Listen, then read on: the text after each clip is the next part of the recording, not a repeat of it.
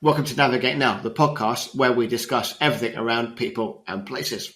I'm your host, Jon Docksey, and we're super excited to have Alan as one of our special guests on this episode of the podcast. So, welcome, Alan. It's great to have you as a guest on our podcast. Just before we kick off and have this fantastic conversation, it'll be great to learn a bit about yourself and where you come from.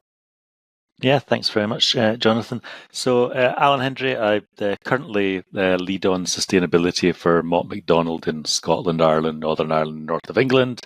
Trained as a town planner a very, very long time ago, but changed from planning to sustainability in 1996, which I think was the year of the first Earth Summit, and an exciting thing came along called Local Agenda 21. Cool. And I thought that looks really interesting because it was very broad. It was very all-encompassing, and it just seemed like something that was sort of caught the zeitgeist. And obviously, at the start of the Air Summits, which have now been going for many years, it was a good time to get in. Cool, brilliant. That transition's really good from a planning perspective, because that has a good impact into some of the things we might pick up around wayfinding and the place aspect of sustainability as well, I guess. What excites you? Or what did you bring from those planning days into what you're doing at the moment? Well, I think essentially always, just planning is about sustainability. It's about the kind of rational and sensible use of a finite resource in land, but it's also very much about connectivity and how you get from one place to the other. So, the successful developments are ones that have good quality design and architecture, but also have got good quality connectivity, whether that's road, rail, footpath, cycleway. Those are key components, and obviously you want a more sustainable environment. So the ability of people to walk and cycle and use sort of active travel to get from one place to another, and the whole concept of the 20-minute city is frankly, I would say, fundamental to good planning. Yeah, 100%. We talk a lot on this podcast around sustainable transport, but also that multimodal journey. So we're not going to just use a bus or just use a train or a bike hire scheme. It's how that all works together as one seamless piece. Absolutely. And, cool. Just before we kick off, it'd be good to know a little bit about Alan in that sense. Sure. So we'd love to hear something fun or unexpected that listeners can just get to know Alan a little bit more detail. Well, I guess probably something to mention is that I've got a huge passion for music. Can't play an instrument. I've been trying for many years to do that with the guitar, but huge interest in music. So for the last 19 years, I've been a hobbyist music promoter and putting on gigs in Glasgow and Edinburgh for that period of time, probably 15, 16 a year, which has been really great because music's one of those things that is of interest to so many people. So as well as providing me with an interest and a whole new network, it's also a place to meet like-minded people and a whole variety of people, which is something that's certainly personally brought me great benefit as well as a much bigger CD collection. Cool, awesome, brilliant. That's super exciting. And thanks for sharing those details. So as we kind of bring that background then into our conversation today, what interests you about navigation and journeys? We've mentioned it from the planning context. Obviously, it comes up with the sustainable. What interests you about those two pieces coming together? I think as somebody who travels a bit, whether it's with work or for pleasure, the ability to easily navigate just makes the experience so much easier. I referred to my training as a planner, and one of the things we did there, in fact, I think it was the very first week, we were just told to go and walk around the neighbourhood, come back, and then kind of plot what we saw. It was really interesting because it kind of brought into to focus the whole issue of cognitive mapping. Yeah. So, there was really powerful images that people would make a note of or do a sketch of, or things like churches or arches or a mural or something that stood out. And it was just something I hadn't come across before. I think innately we always use cognitive mapping to get ourselves around, but to suddenly sort of a bit like wayfinding, find that was a thing was really interesting. also the whole concept of desire lines. We've all experienced them, we've all seen them, but I didn't know at that stage, all those years ago, they were called desire lines. Yep. And that's the people literally voting with their feet about how they want to wayfind through an area. So that really interested me. And then now with my role in sustainability, a huge part of any city's footprint is transportation. So anything we can do to encourage more active travel is very much to be pursued. And we're seeing lots of examples, throughout the UK and globally about some really good sort of new active travel infrastructure being put in place. And certainly in Glasgow, where I live, there's a huge investment in it at the moment. It's taken a while to kind of get it in place, but it's going to create a fantastic legacy and a huge improvement in the ability to certainly cycle around the city. Yeah, definitely. I think it's important there to understand how navigation evolves over time as well. Because you mentioned there's some core principles when you look at human behaviour or the cognitive load on people's decisions, not just necessarily within navigation and wayfinding, but how people experience places. I'm really interested that you mentioned how you were set on the exercise to come back and then communicate that. Mm-hmm. And it's effective for telling a story. You're then, yes, there's a navigation aspect to it, but you're telling the history, the culture, the ambience, the demographic of that particular place. And then, as I say, if you were telling me about your experience that day, and I've never visited that particular place before, I get to feel as though I know I'm getting introduced to that environment. So storytelling, I think, is really important when we're talking about navigation and journeys. Yeah, absolutely. And that kind of establishes the place thing. So, an example is along some of the walkways in Glasgow, people have sort of set up little plaques which are just, absolutely nonsense stories about elephants who got drunk building the canal, and Sherbert explosions, just absolute nonsense, but written in a very compelling way that you think, oh, and then, so again, it's just something that punctuates some of those pathways and creates that sort of sense of place. Definitely. That's a nice segue onto kind of those telling that story is obviously creating some unique spaces. Because one thing that I guess in some UK and in other countries, in a sense, you can go to another city and it looks relatively the same. So it's important that we create unique environments for our people to experience and to come back to, and within a region, within a country, or within a wider sphere. So I wanted just to think about navigation challenges that you might have come up. What are some of those biggest challenges that you've found when you're navigating and maybe a new space? Yeah, I think, well, sort of, if I could just dwell for a moment on a sort of technical challenge and things like Google Maps. I frankly struggle with Google Maps. I'm old school. I want a proper map that I can unfold, and particularly a map I like if it's got pictures of, so you get some really good city maps that not only have the names of the streets, but they have features that you can see. And that just makes navigation so much easier. So, I think I have a technical challenge in using the technology of some maps. I also find, if you're actually staring at your phone all the time to find where you want to go next, you're missing what's around you. Which is a great pity, because part of the journey is that absorption of your environment. Another observation I make is that with this sort of globalization of retail, and every city has dozens of Starbucks or Claire's accessories, so that kind of localization and local distinctiveness is starting to get blurred,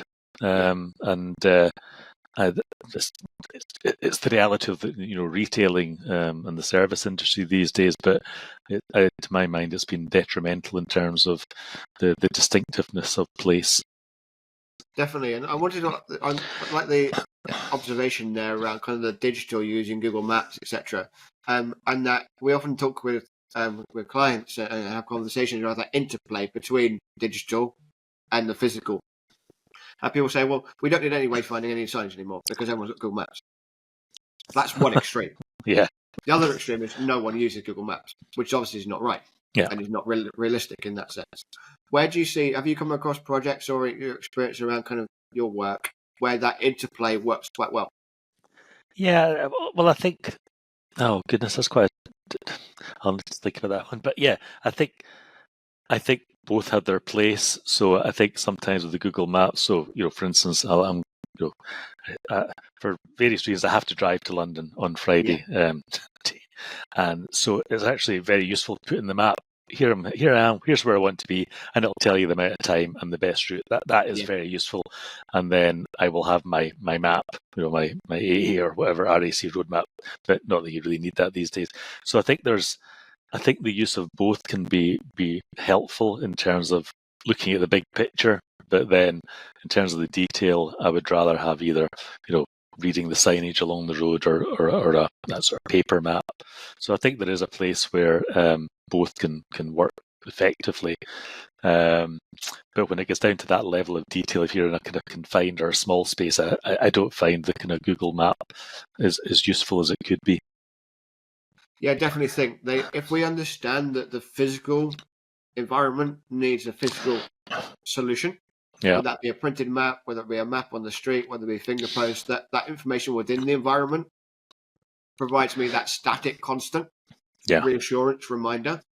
But then the digital provides me live, searchable, unique to me and to my journey and you and yours information. And we understand how those interplay with each other. I think is important. Yes, there'll be some situations where we can bring live information into a bus shelter. Yeah. For example. So I don't have to look at my phone. Because people are conscious of their phone draining battery, of using data, etc. So it's important that we have those two working together.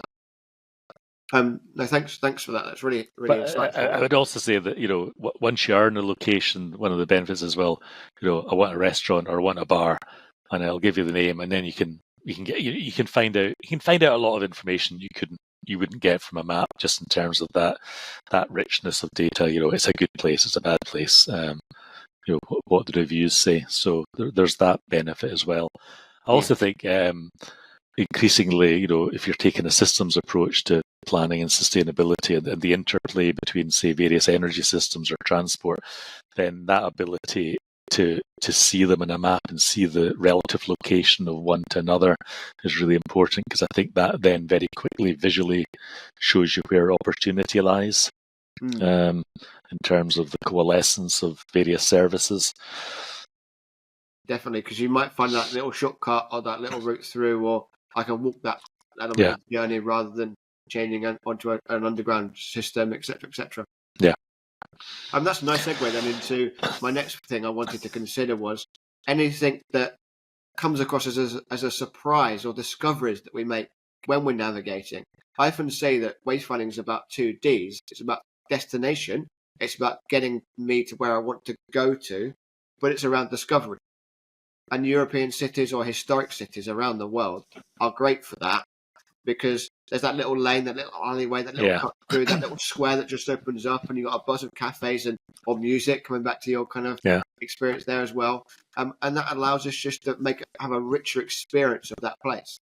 Absolutely. No, I would totally agree that that does create that uniqueness, and those are things that then will be imprinted in your mind. So if you revisit that city, you'll have that cognitive library to go back to. Yeah, definitely. So mapping your work with the focus on sustainability, what does the future of sustainability look like from a place and a navigation perspective? Obviously, that's a big question. I think we're living in very interesting times. I think traditionally sustainability has been flexible enough, and so we start with sustainability, then we've had net zero, we've had nature-based solutions, we've had circular economy, we've had social outcomes, which to me all sit under sustainability. So it's always been flexible to kind of, I guess, be relevant and newsworthy and able to adapt to kind of new agendas. I think there's a kind of, and the UN SDGs for me are the kind of core. I've always say that one of the worst questions to be asked is, so what is sustainability? Well, it's many things. It depends your perspective, but the UN SDGs provide you with a kind of sound baseline of all the aspects you can pick up. Clearly, there's a tremendous amount of politics around it at the moment. Sure. And a lot of that, sadly, is very negative, and I think we probably all know the reasons where that's coming from, vested interests. But I think there's a real need for those in the sustainability community and others to actually start to create a much more positive story about the benefits that taking a more sustainable approach brings. And there was a post yesterday on LinkedIn about 80% of the population is really concerned about sustainability or the climate, and we say, well, yes, they should be, but there was no statistics on what percentage of that 80% are willing to change behaviours or actually change their way of life to do something about it. And I think people often get overwhelmed and think, well, no, it's for others to deal with. But I think, as we all know, we can all make personal choices in terms of the way we travel, what we buy, where we live, how we heat our homes, that can make a contribution. So that shouldn't be forgotten.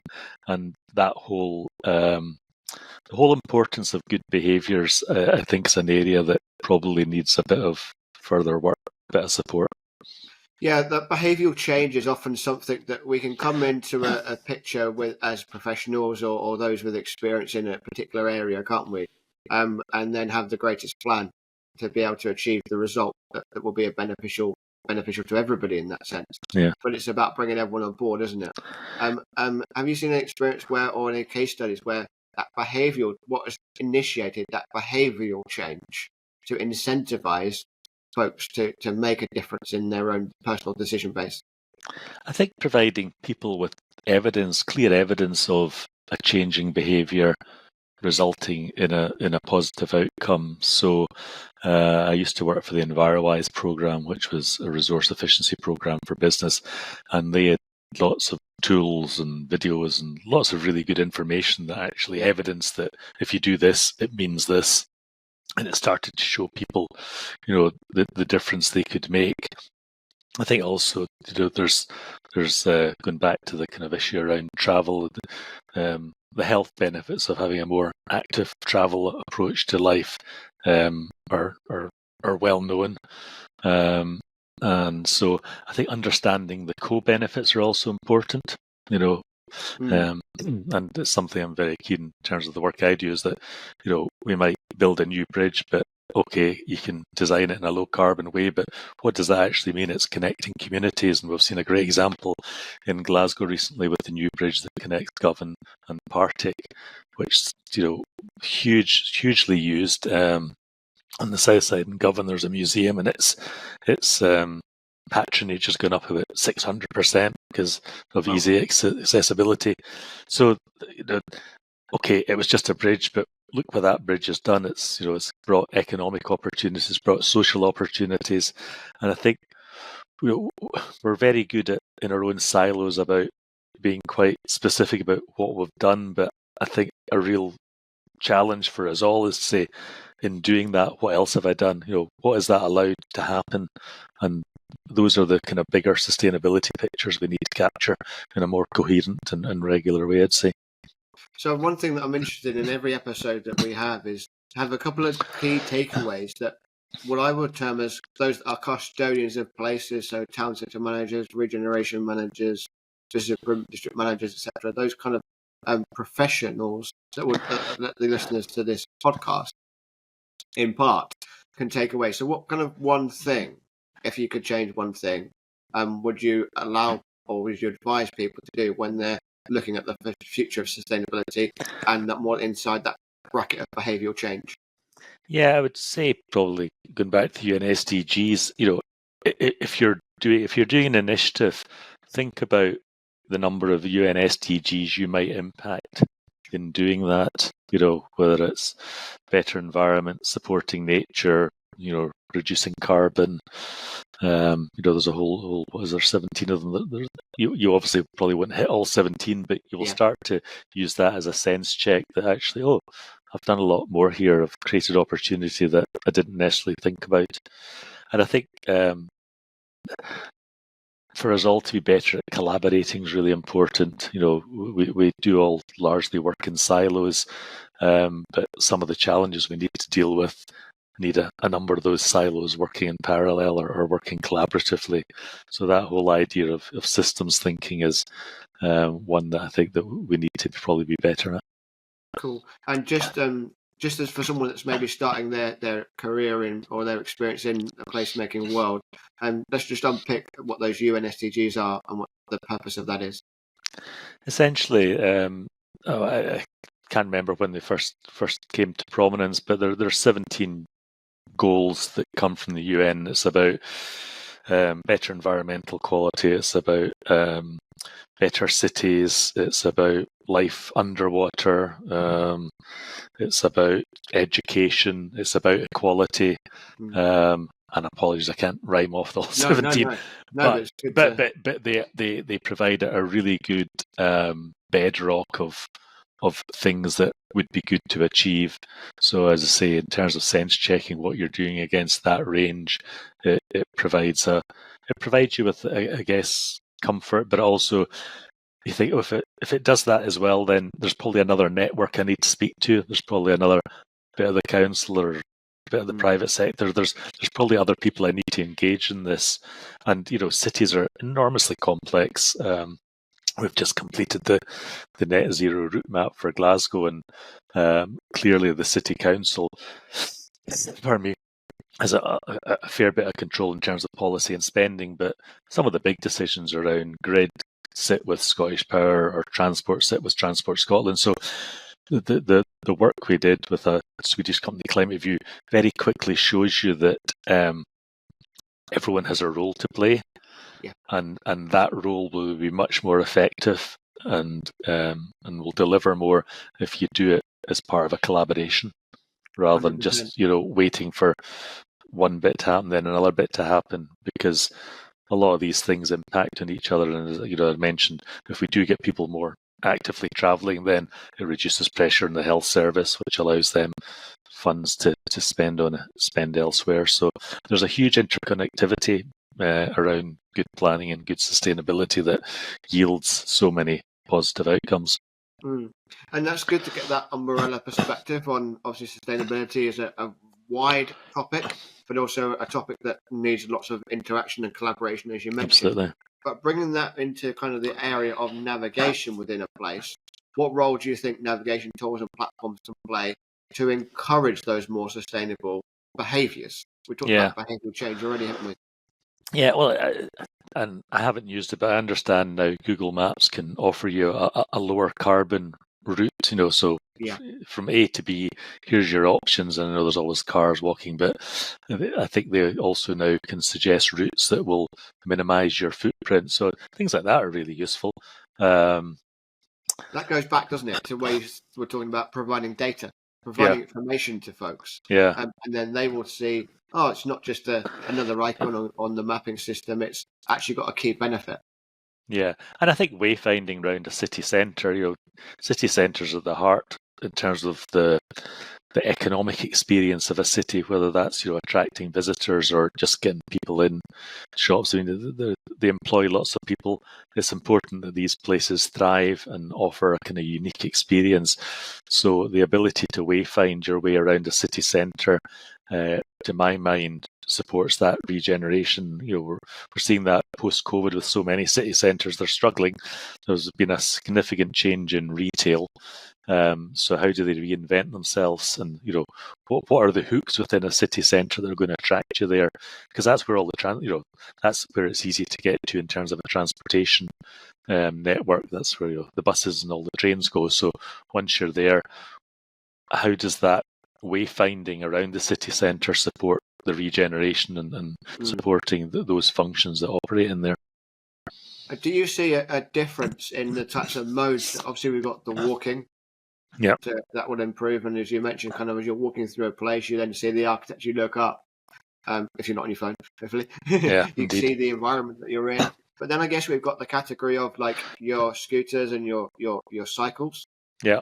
And then we've got the category of your vehicles, your trains, your buses, your trams, etc.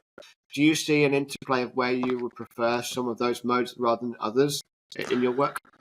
Yeah.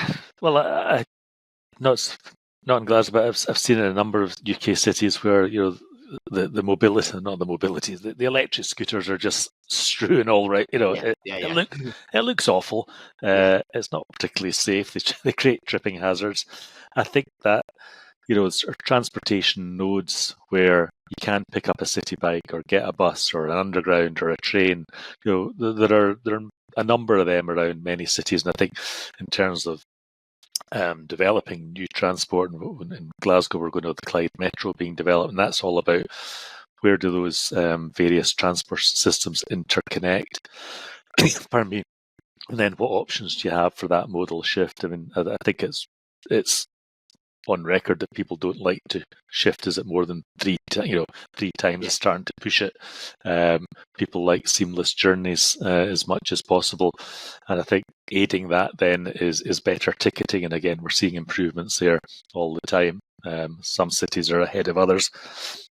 But yeah, I think that interconnectivity and that ability to say, well, from here I can just take a city bike, or I could just walk is really helpful. But it's ensuring that those transport nodes provide that signage to either other transport options or to walkable locations you can get to.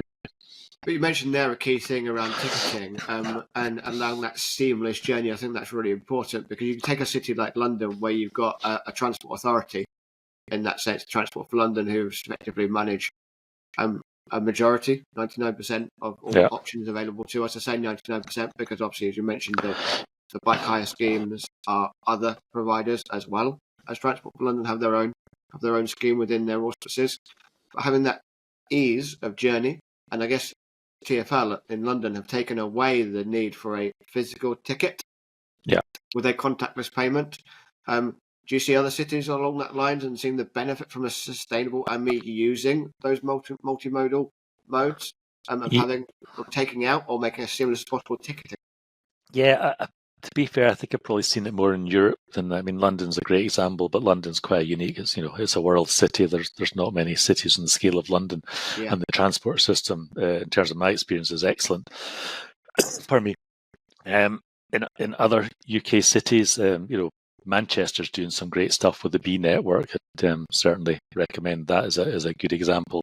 And as I say, in Glasgow, we're starting to see the development of the Clyde Metro. Equally, Edinburgh with its tram system it's got a new line, has become enormously popular.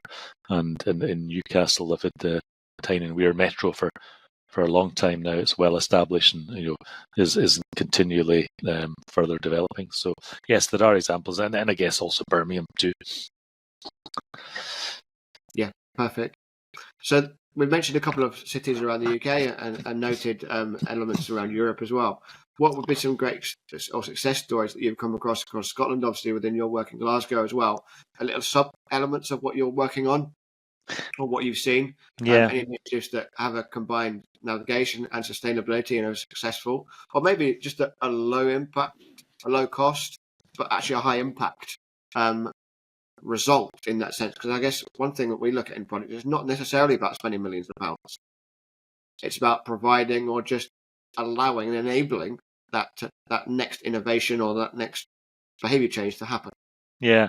So I guess locally there's a couple of examples. So Glasgow's putting in place a thing called the Avenues Project. So that's about better connected places through new cycle routes, segregated cycle routes, and improving walking and cycling. And also the signage is good as well. But the other example is Scottish canals. So it's a relatively limited canal system in Scotland, but there's they're very well signposted, and they're used both as short and long distance routes. So you can just use it to get to the football ground, or you can use it to get on your bike and cycle 40 miles, to Edinburgh or somewhere else. So they offer that opportunity of accessibility, but it could either be just for everyday use or for leisure, and they're also lovely environments just in terms of seeing wildlife. So I was out the other day and there's all manner of bird life, but there's foxes and all sorts. So those are routes that are enjoyable to walk, and uh, you notice people speak to each other on them. There's a lot more conversations. How you doing? Did you see that?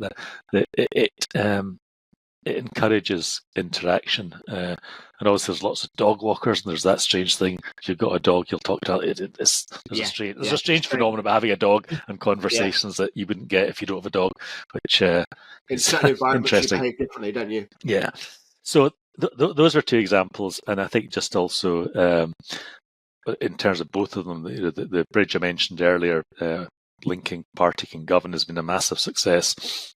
And there's also a new bridge on the canal, so the canal split into 3, and now there's a fantastic new bridge which has won numerous awards. It's created very much a node, a place, a destination, just even to go and see the bridge. But that then has allowed you to kind of get from one canal to another and opened up a whole series of other routes. So those are examples where I think have worked well. And I think probably lastly, Glasgow's been very good at just maps on the street, sort of large maps. You are here, and here's what's around you, and here's the walking distance to the next place, and to provide people with that certainty to know that it's a 5-minute walk or a 10-minute walk is likely to encourage them to take that mode. And it goes back to information, doesn't it? But I like the idea of the bridges, and also maybe like a canal trust has an opportunity to bridge boundaries. In that sense, because obviously every local authority, whether it's small town council, large county council, or even a country, has a border at some point. But where you can cross those borders with a canal trust or with a regional park or a national park or somewhere like that, enables that connectivity. Whereas a local authority might hit a boundary and go, well, if they're super collaborative in approach, that won't necessarily be an issue. But Canal Trust has an opportunity to bridge those barriers. Absolutely. Like the bridges on the river in that sense. And it's got so much, as you've mentioned earlier in this podcast, it's not just a bridge that's won an award that costs this, that it looks amazing, but it's around those secondary benefits, tertiary benefits, all that impact as well. I think it's really exciting. Yeah, absolutely. And I've seen it with there was the Borders Railway has the ridership on that is great, just in terms of commuting, but also in terms of supporting tourism in that area has been a massive success as well. So there's many good examples. So I've really enjoyed this conversation. But what kind of what thing would be, if we're looking at the importance of navigation in our world, what roles does navigation play in your daily work, and what do you think its essential tool would be in this modern world? I think part of my role is sort of Glasgow City lead, so that ability within the city to get from one place to the other, whether it's by public transport or walking, it is so important. But as I mentioned earlier, it's also so important for the regeneration of the city and the functioning of the city. So just that legibility is really important, and I think the maps are a real big contributor to that, and whether they're digital or on street. And as we discussed earlier, you do need both, because different people like different things, so the ability to use one or the other is really important. I think there's also an issue of digital exclusion. Pretty much everyone does have a smartphone, but not everyone does. And if you don't have a smartphone, you can't book. The things you can't do are quite frightening. If you were, I would, to be digitally excluded can't be a good place. So we need to be mindful of that in terms of a push towards technology all the time. Sometimes the old tried and tested solutions have their place. Yeah, definitely. So that's my last question for consideration in this episode would be, where do we see the future of navigation? And I guess defaultly we could just go, hey, the future's digital. Yeah. But picking up on our conversation today and your experience and our work as well, 100%. I'll ask you the question in that sense before I come in on what I think in that sense. Where do you see the future of navigation? I think it is tremendously important because well, for a whole range of aspects. So in terms of the city environment, it's really important in helping a city function in understanding, whether it's saying this is the business district or this is this is a residential estate, and here are the routes you can use to kind of get between them. But also, I think in a world where people travel more, where tourism is a huge contributor to economies, the ability to understand how to navigate rural areas, but also be able to do that through a mode of what's the word? A variation or a range of travel modes is really important. So whether that is the car, the train, the bike, and then to have that interconnectivity is really important. So wayfinding at transport hubs is enormously important. The only other certain extent, maybe the downside of that is that we do get a lot of hotspots, honeypotting, which kind of takes away from the quality of the space. And so I've probably given up now going to World Heritage sites because you just can't get near, the pleasure has gone. It's time to find new stuff. And that's a symptom of the mass tourism we're seeing, but it certainly takes away from the quality of the place. Yeah, definitely. I see the future of that interplay, whether we can bold and say the future of wayfinding is not purely digital. No. The future of wayfinding is blended. I see digital coming in and providing that richness and that depth to a system, whereby that could be live data, that could be personalized routing, because I might have an accessibility requirement. Indeed. You might not. I might need something that you don't need, etc., and vice versa. So digital has a really important place to play. At some points, it should integrate within the physical space as well. But I definitely see that physical, that traditional, having a key benefit. But ensuring that the visual style, the language style, is consistent across both. So from what we call destinations, etc., should be consistent across those various modes and touch points that we use to access information about a place. Yeah, no, I agree. Cool, brilliant. Thanks very much for joining us on this particular episode of the Navigate Now podcast. Just as a quick outro, in a sense, where should people find out a bit more about Alan and the work you do if they want to reach out and get in contact? Well, I'm on LinkedIn, so you can find me there, or you can find me at alan.hendry@mottmac.com. I'm very happy to have a chat with anyone. Cool, brilliant. So just to finish on, one takeaway from our conversation today, and what would be a good takeaway for a custodian of a place to take away and that they can impact and they can use within a project they're working on, or something they're going into a planning meeting, or they're having a conversation with the local authority, and we just want to be a lot more sustainable, and how can we achieve that? I think, as you said earlier, think about whatever you're doing, what are the co-benefits that will be derived from that initiative, that project. Going back to the bridge example, the project was a bridge, but the outcomes were transformational for that local and to a certain extent wider environment as well. So every city has a range of policy ambitions. So consider them. Consider how what you're suggesting will drive benefit. Whether it's economic, social, or environmental. Fantastic. Well, it's been super insightful. I've really enjoyed learning about the work that you're involved in and how that impacts in place and navigation. So thanks so much for joining on this episode, and we look forward to connecting soon. Brilliant. Thank you very much for inviting me. Cheers, Jonathan.